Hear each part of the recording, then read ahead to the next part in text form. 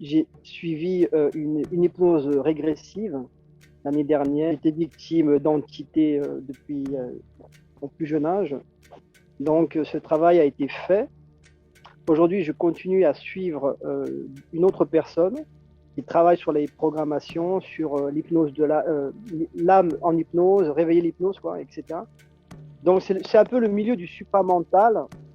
Et aujourd'hui, j'ai l'impression un peu donc je vais très bien aujourd'hui, mais j'ai l'impression justement de stagner un peu parce que la pensée qui vient tout le temps m'assaillir, j'arrive pas à m'en débarrasser. Très jeune, j'ai découvert les livres de Carlos Castaneda. Je suivais un chemin vers le chamanisme. Et donc, cette fameuse pensée, qui vient d'ailleurs aujourd'hui, je l'ai appris, on me l'a fait découvrir. J'ai travaillé dessus depuis très longtemps, sans résultat, en fait, je dirais. Et malgré tous mes efforts, je comprends pas pourquoi je suis en temps en difficulté par rapport à ça. Et aujourd'hui, ça m'a conduit à me rapprocher de toi pour éventuellement, peut-être qu'il faudrait un autre chemin pour moi pour éventuellement stopper justement ces pensées quand je le désire et ne plus subir justement ce mental inférieur dont Bernard explique très bien. Donc j'aimerais savoir si je me trompe de chemin dans mes efforts, mais j'ai été vraiment une proie des entités pendant très longtemps, toute une vie, même d'autres vies.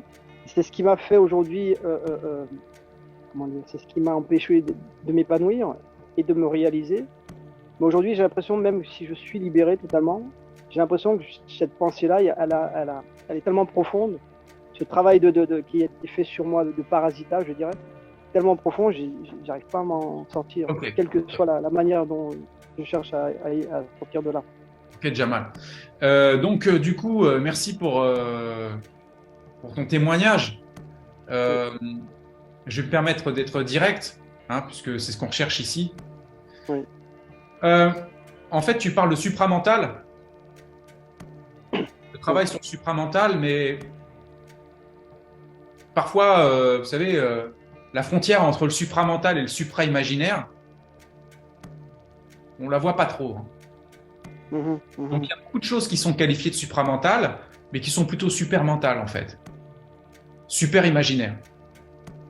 Et pour revenir à ça, c'est justement là où j'attirais votre attention tout à l'heure, c'est que le super imaginaire, c'est la super prison.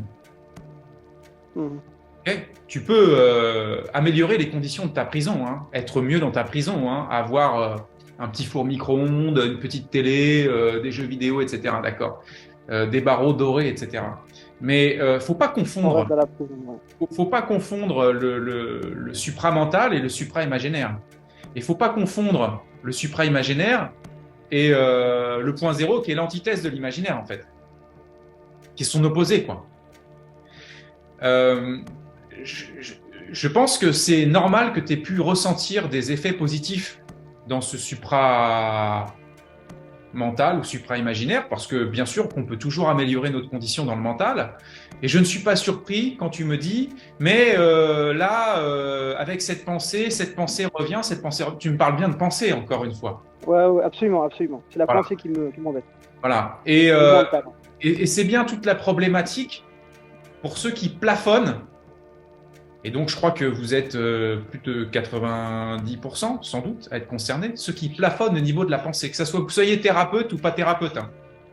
Quand vous plafonnez au niveau de la pensée, vous ne pouvez pas découvrir l'aspect ni de votre véritable nature, ni de la liberté profonde que vous pouvez avoir par rapport au mental. C'est impossible. Puisque par nature, vous vous donnez tout crédit au mental, jusqu'à l'appeler supra-mental. Donc, le travail, moi, je ne peux pas te dire si tu as fait bonne route, pas bonne route, etc. Tout ce que je peux te dire, c'est que sur ceux que j'ai pu rencontrer, moi, qui ont travaillé sur des notions que tu as soulignées comme des vies antérieures, les entités, etc., force est de constater bien facilement, et je ne suis pas le seul à l'avoir constaté, que l'imaginaire a une part énorme là-dedans.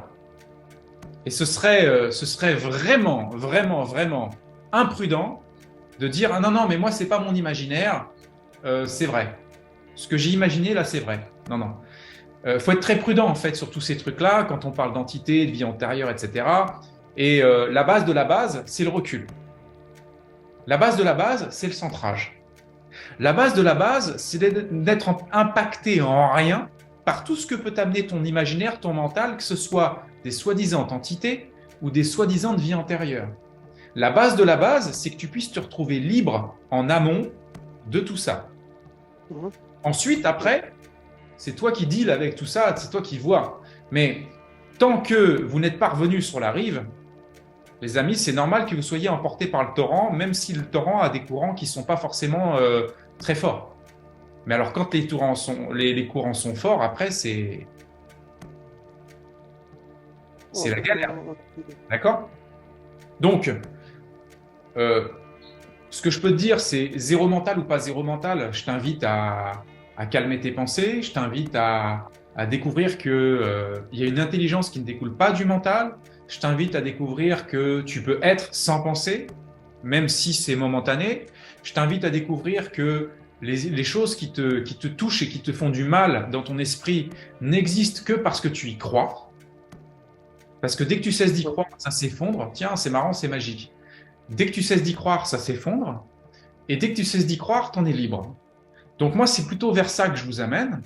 C'est une technologie qui est assez précise tout de même. La preuve en est, vous avez beaucoup de gens qui tournent en boucle sur des concepts que l'on peut qualifier de supramental ou de spirituel, etc., et qui en font en fait le lit de leur souffrance pour certains. Le mental est le plus grand hypnotiseur de tous les temps. L'humanité tout entière est profondément sous hypnose, sans même s'en rendre compte.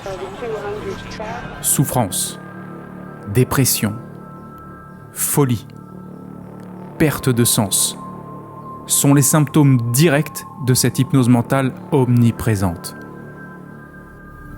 La déshypnose est la clé de cette libération.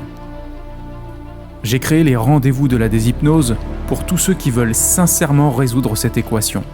Que tu sois intéressé à simplifier et accélérer ton évolution ou celle des autres, ces rencontres de la déshypnose en direct live et gratuites sont faites pour toi. Je m'appelle Frédéric Vincent, je suis créateur du Zéro Mental et spécialiste du changement rapide. Je développe le processus de déshypnose depuis plus de 25 ans et j'aurai plaisir à échanger sur ce sujet passionnant avec vous tous lors de ces rencontres sur le flow. Changement rapide, éveil au point zéro, reprogrammation de l'inconscient, silence mental, recadrage, prise de conscience, interaction. C'est ce que tu vivras à travers la prochaine rencontre des rendez-vous de la déshypnose, qui aura pour but de faire découvrir la véritable dimension de cette science, ainsi que les enjeux considérables pour tous derrière cette question cruciale de l'hypnose mentale. Inscris-toi dès maintenant sous cette vidéo pour entrer dans le processus de déshypnose.